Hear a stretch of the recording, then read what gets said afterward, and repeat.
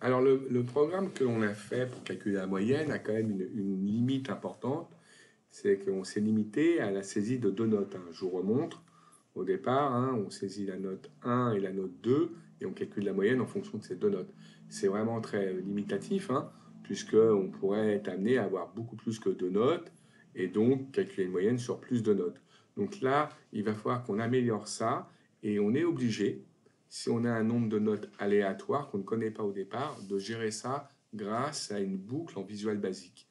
Alors, le Visual Basic propose deux types de boucles, soit une boucle qui s'appelle do while loop, qui veut dire en français, quoi, qui se traduit en français comme tant que, fin tant que, ou une autre boucle qui s'appelle en anglais for to next, et que nous, on va traduire en français comme une instruction qui veut dire pour, fin pour. Alors, rapidement, je vous en parle, mais je vais tester les deux dans le programme. Le do while loop permet de saisir tant que la boucle ne s'arrête pas, donc on n'est pas obligé de connaître le nombre de notes au début.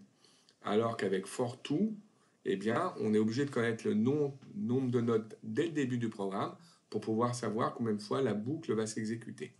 Donc, on va commencer par le do while loop, et puis après, on reviendra sur le for to next. Donc, dans un premier temps, on reprend ce programme-là, et là, vous voyez, ce qu'on va enlever tout de suite, c'est note 1 et note 2, puisqu'on n'aura qu'une seule note. Donc, tout ça, je vais l'enlever. Même le calcul de la moyenne, je vais l'enlever. Je vais enlever toutes ces instructions-là.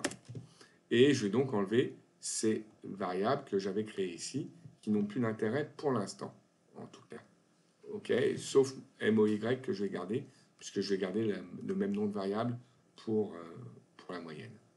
Alors, je vais créer une boucle, donc j'ai besoin de connaître le nombre de notes. OK, donc c'est-à-dire que je vais poser une question, est-ce qu'il y a encore une note à saisir? Donc c'est-à-dire que je vais avoir une question, et cette question, je vais lui donner une réponse, je vais lui dire oui ou non. Donc tout de suite, ici, je vais donc créer une instruction do while qui veut dire tant que, et ma variable qui va me permettre de répondre oui ou non, je vais l'appeler REP pour réponse. Do while réponse égale oui. Alors, dans ces cas-là, eh bien, tout ce qui va se passer maintenant, eh bien, oui, j'ai oublié le petit égal ici. Eh bien, tout ce qui va se passer maintenant sera donc dans la boucle. Do while réponse égale oui.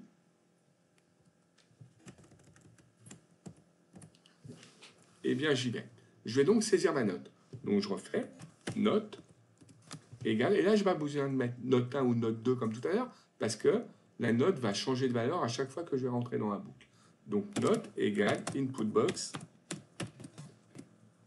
saisir la note. Voilà, je saisis la note, et voilà.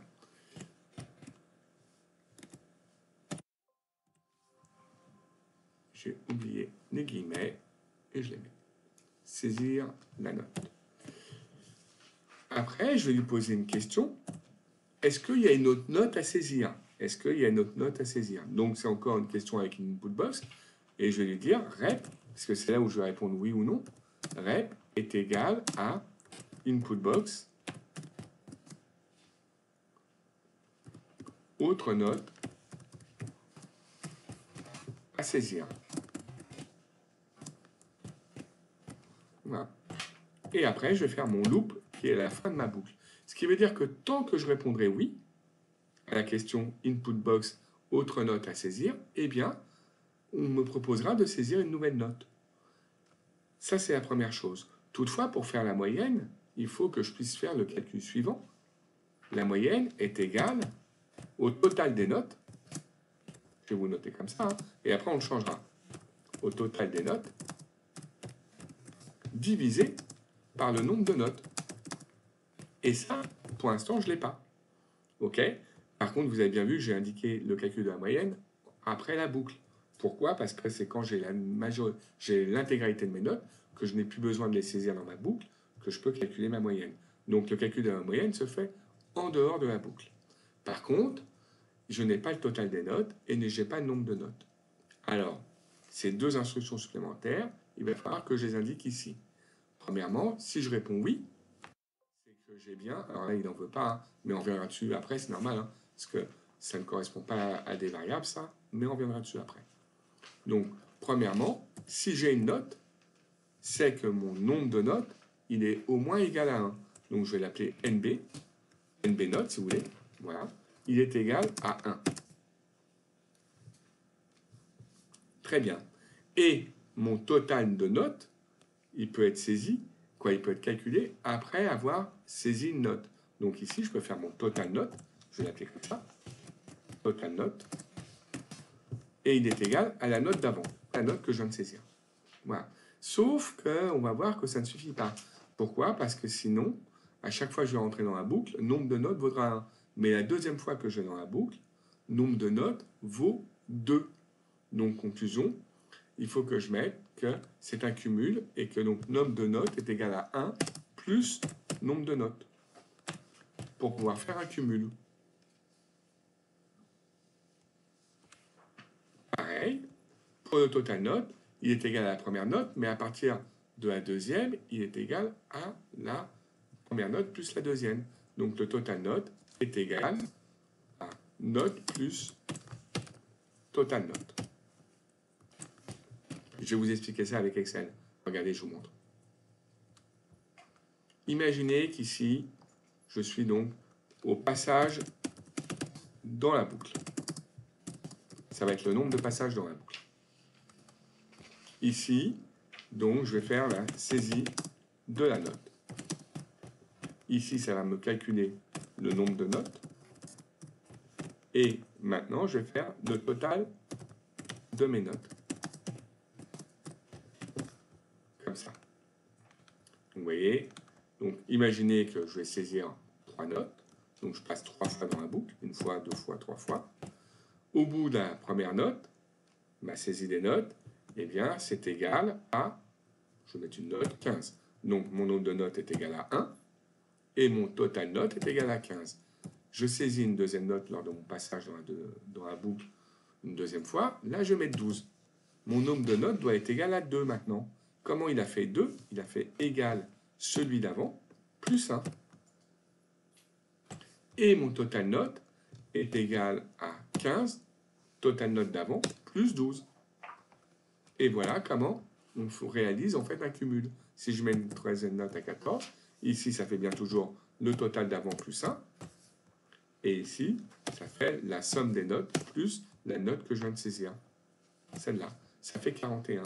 Donc il faut que je trouve un moyen pour que ce cumul fonctionne dans tous les cas.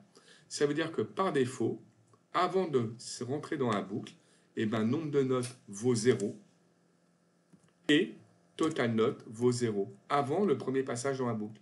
Pourquoi? Regardez, ça fonctionne maintenant, puisque 0 plus 1, ça fera bien 1, et que 0 plus la première note, je tomberai bien sur 15. Dans ces cas-là, ça fonctionne. Ce qui veut dire que quand vous avez une boucle comme ça, eh bien, il faut que vous mettiez les valeurs qui vont être cumulées dans la boucle à 0 avant la boucle. C'est ce qu'on appelle une initialisation de variable. Donc là, NB note vaut donc 0 et total note vaut donc aussi 0, égale 0. Voilà. Conclusion, on peut calculer la moyenne normalement avec les variables que l'on connaît maintenant, qui sont total note divisé par NB note. Alors, par contre, vous avez vu qu'on a créé des nouvelles variables, donc il faut les dimensionner là-haut, leur donner un format. Donc, on avait moyenne, le nom de l'étudiant. Maintenant, on va mettre les nouvelles, NB note. NB note, donc, comme c'est des entiers, 1, 2, 3, 4, etc., ça sera un format integer, entier. Vous apprécierez mon accent. Le deuxième, c'est la variable total note qu'on a créée aussi. Et là, c'est total note. On peut mettre par exemple un double, parce qu'on pourrait avoir des notes avec des décimales. Par exemple. Mais integer fonctionnera aussi. Enfin, une dernière chose, je vous rappelle que j'ai la variable que j'ai créée réponse. Rep, qui est une variable qui permet de répondre oui ou non à la question est-ce qu'il y a encore une note à saisir? Ça aussi, c'est une variable auquel on va donner une valeur.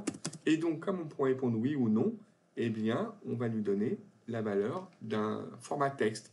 Et je vous rappelle que le format texte, c'est string. Donc, on va lui donner la valeur, le format string. Une dernière chose, je vous montre quelque chose. On saisit donc le nom de l'étudiant, le nombre de notes au début est de 0 et le total note est de 0 aussi. Et là, on se pose une question, tant que réponse égale oui. Mais la réponse à cette question-là, on la pose qu'à la fin de la boucle. Donc il est essentiel pour rentrer au moins une fois dans la boucle, au signe d'initialiser cette variable à la valeur oui. C'est-à-dire qu'on va dire rep est égal oui par défaut. Comme ça, on est au moins sûr de rentrer une fois dans la boucle. Sinon, il aurait dit mais combien vaut rep, on n'avait pas donné de valeur à rep et il n'aurait pas pu nous dire, nous faire rentrer dans la boucle. Voilà, donc toutes les instructions qui sont entre do, while et loop sont les instructions qui vont se répéter tant qu'on va répondre oui à la question y a-t-il d'autres notes à saisir. C'est donc les instructions qui sont dans la boucle. Allez, faisons un petit test. C'est parti. Donc, tiens, bah, regardez, on va reprendre avec les exemples d'à côté. Donc, nom de l'élève, ok. Saisir la première note. Vous avez vu, on est rentré directement dans la boucle parce que par défaut, rep vaut oui. Donc, on saisit 15. Ok. Autre note à saisir, ben on répond oui. Saisir la note, donc on va saisir la deuxième note, 12. Autre note à saisir, on répond oui encore. Saisir la troisième note, la note, 14. Autre note à saisir, on va répondre non. Si on répond non, il va sortir de la boucle. La moyenne est donc de 13,66. Et après, bon, vous vous souvenez, on avait une appréciation de cette moyenne. Voilà, mais ça c'était pas très utile pour ce que je voulais vous montrer au niveau des boucles. Donc voilà, ça c'est une première possibilité de réaliser une boucle avec, je le répète, do while et loop. L'autre possibilité, c'est d'utiliser, comme je vous l'ai dit en vous montrant le sujet, l'instruction for to next. Et dans ces cas-là, eh bien, vous allez voir que c'est une autre instruction qui permet, si vous connaissez le nombre de notes au départ, vous saurez combien de fois on va rentrer dans la boucle et combien de fois on va faire tourner cette boucle. Et donc, ça va permettre de ne pas avoir à se poser la question ici, est-ce qu'il y a une autre note à saisir? Parce qu'on va lui donner le nombre de notes dès le début. Donc, c'est-à-dire que dans cette instruction, on n'a pas besoin de cette variable réponse. Donc, on va la supprimer. On va supprimer cette instruction, cette phrase rep égale input box, autre note à saisir. Et donc, l'initialisation de rep à oui, on va l'enlever aussi. Et ici, on va remplacer do while et loop par for to next. Donc, j'y vais. For, alors là, il faut lui donner un indice. Alors, vous pouvez donner l'indice que vous voulez. Par défaut, on prend i comme étant indice. Donc, for i égale 1, parce que ça veut dire qu'on a au moins une note, c'est obligé. Hein. D'accord? Tout le nombre de notes. D'accord? Donc, le nombre de notes, on va l'appeler encore une fois nb note. Mais cette fois, on ne va pas calculer nb note, comme on l'avait fait tout à l'heure. nb note, on va lui demander, donc il ne sera pas initialisé à 0, mais nb note, on va lui demander de nous l'indiquer au début. C'est nous qui allons rentrer le nombre de notes. Donc, égal, input box,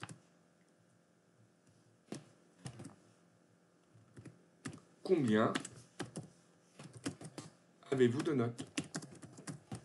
Combien avez-vous de notes? Voilà. Et c'est une phrase qu'on va poser. Et donc, par défaut, tant qu'on n'aura pas atteint le nombre de notes que l'on a saisi ici, on rentrera dans la boucle. La boucle se termine par un next i.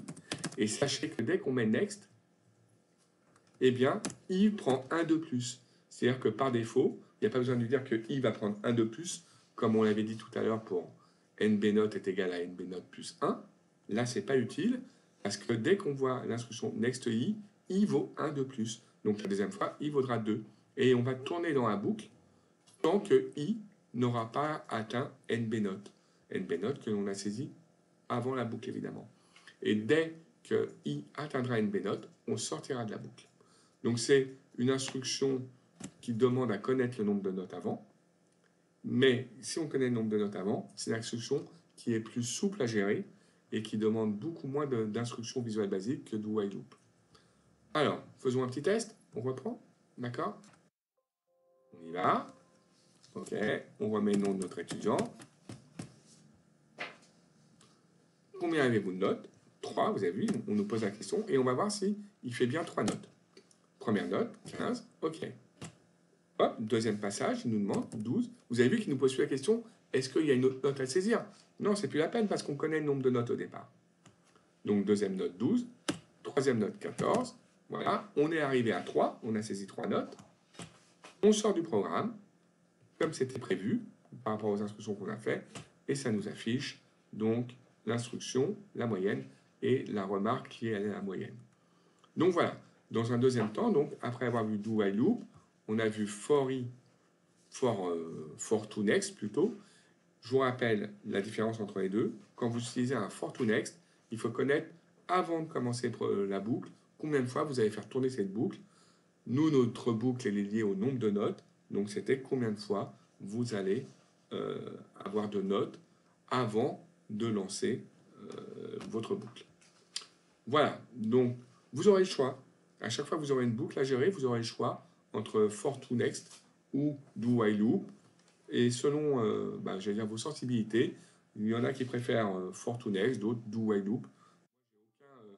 Aucun comment dire, je m'en fiche totalement. Vous faites comme vous voulez. Je pense que for to next est un peu mieux malgré tout. Voilà. Mais encore une fois, for to next, il faut connaître avant de commencer combien de fois vous allez faire tourner la boucle dans votre programme. Très bien. Un peu plus compliqué que tout ce qu'on a fait jusqu'à présent. Vous allez avoir un TD à faire dessus. Et j'espère que vous avez compris grâce à cette vidéo. Très bien. À bientôt. Au revoir.